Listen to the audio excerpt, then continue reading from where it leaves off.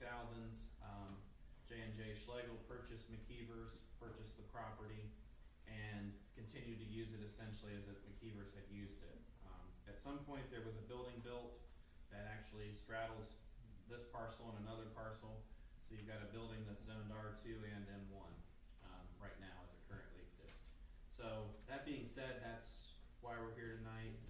I think that's overall the background. I did pass out a map tonight. There's two sides to it. One has the area shown in yellow, and the other is just a blown up image. It is a little dated. It does show the alleyway that was just vacated. It shows up on this particular mapping, but that has been vacated. However, there still is a east-west alley from Talbot over to the J&J property, and there is also an unimproved alley that runs behind the houses on Talbot that will continue to exist as it exists today. So there were some concerns from neighbors about how this property could be used potentially in the future if it went to the M1 designation instead of the R2. Ultimately, the only thing that would control land use is the zoning code itself. So there were some concerns from at least one resident on how that could play out in the future, how the property could be used. So, and he was present at those planning commission meetings. He's here tonight. No, not yet. So, but he was there to speak his concerns around that item. That's all I have. Okay, is there anyone from the public that would like to speak to this issue, the rezoning of the land? Mr. Fields, do you have any questions? No. Right down the road. Mr. Hoffman? No, thank you. Mr. Paul? No, sir. Mr. Scott? None, thank you. What was his concerns?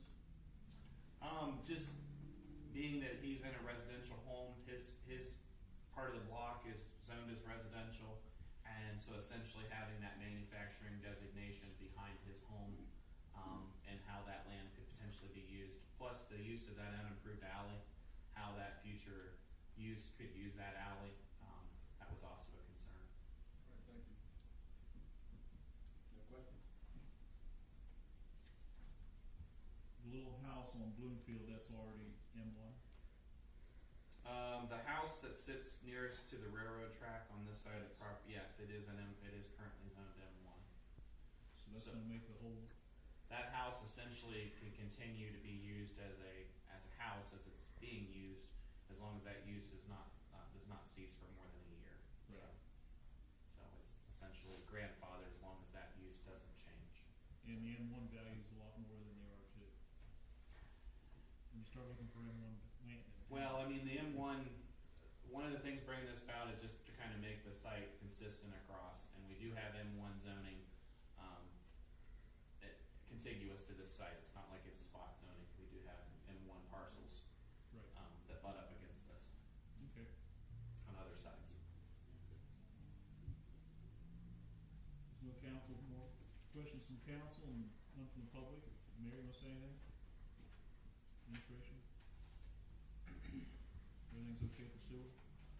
Okay. We declare the public hearing closed at 6:08.